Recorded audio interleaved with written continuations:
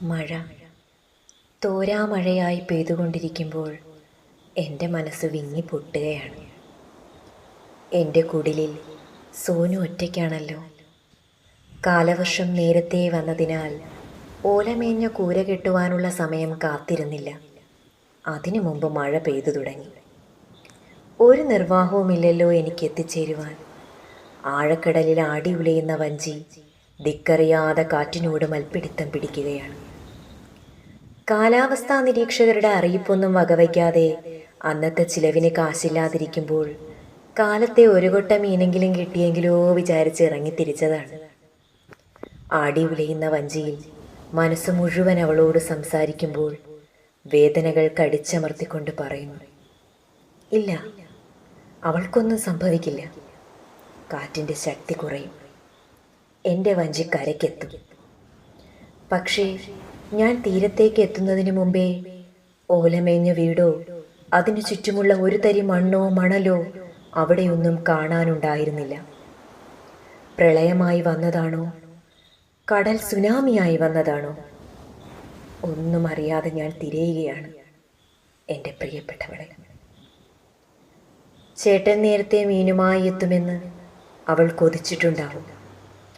ഇന്ന് രാത്രിയിൽ കിനാവ് കണ്ടുറങ്ങണമെന്ന് ആശിച്ചിട്ടുണ്ടാവും. പരൽമീനുകളെപ്പോലെ മനസ്സിൻ്റെ ഓളങ്ങളിലൂടെ ഒഴുകിയെത്താൻ, ഇണക്കുരുവികൾ പാട്ടുപാടി ഉല്ലസിക്കുന്നത് പോലെ നെഞ്ചത്ത് ചേർത്ത് കിടന്ന് താളം പിടിക്കാൻ, ചിത്രശലഭങ്ങളെപ്പോലെ തേൻകണങ്ങളിൽ മധുരം നുകരാൻ വരുമെന്ന് കാത്തിരുന്നവൾ എവിടെയാണെന്ന് പോലും അറിയാതെ ഞാൻ തീരദേശങ്ങളിലേക്ക് വഞ്ചിയുമായി എത്തുകയാണ്.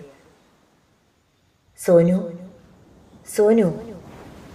ഇല്ല, അവൾ കേൾക്കില്ല. കടലമ്മയ്ക്ക് പോലും അറിയില്ല അവൾ എവിടെയാണ്. സോനു, നിന്റെ ചേട്ടനാ വിളിക്കുന്നത്. ഒരു കൊട്ട വരാല് കിട്ടിയിട്ടുണ്ട്. എവിടെ നീ? കൊടംപുളിയിട്ട് കരവിക്കണ്ടേ? കണ്ണുനീർ കണ്ട കടൽ കാറ്റിനോട് ചോദിച്ചു. കടലിൻ്റെ മക്കൾ കരയുന്നത് എന്തിനാ? കടലെ, നിന്റെ മാറിലേക്കൊന്ന് പുണർന്നപ്പോൾ നിന്റെ ഹൃദയം തകർന്നു വീഴുമെന്ന് ഞാൻ പ്രതീക്ഷിച്ചിരുന്നില്ല. നീ ക്ഷോഭിക്കല്ലേ, ഞാൻ ദിശ തെറ്റി വന്നതാണ്. നിന്റെ സാന്ത്വനം പ്രതീക്ഷിച്ച് ജീവിക്കുന്ന ഒരു പറ്റം കുടുംബം ഇന്ന് കരയുകയാണ്. അലയടിക്കുന്ന കാറ്റുമായി വന്ന എന്നെ കണ്ടപ്പോൾ പ്രതികാര മനസ്സുമായി നീ തീരത്തുള്ളവരെ എന്തിന് ഇല്ലായ്മ ചെയ്യുന്നു?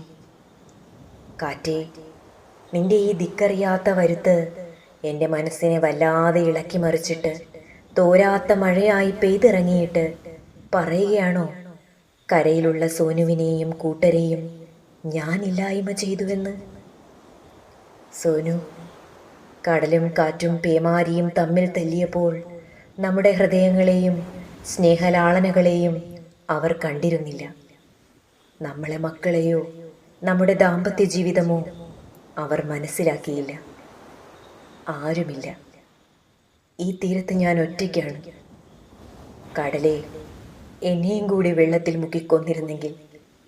കാറ്റേ, ആഴക്കടലിൽ ആടിയുലയുന്ന വഞ്ചിയെ മറിച്ചിട്ടിരുന്നെങ്കിൽ ഈ ദുരന്തം ഇവിടെ കാണേണ്ടി വരില്ലായിരുന്നു.